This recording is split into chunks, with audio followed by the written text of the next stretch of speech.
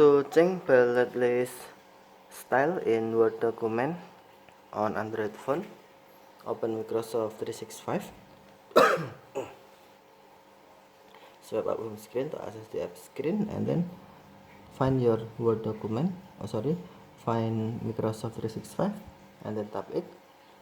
Next, open your Word document for assemble this document, and then tap edit. Next, select list you want to change for assemble this list,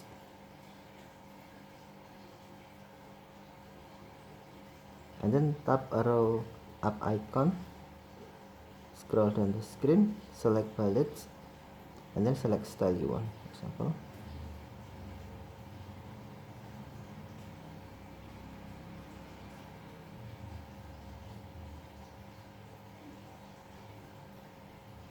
okay, thank you for watching. Have a nice day.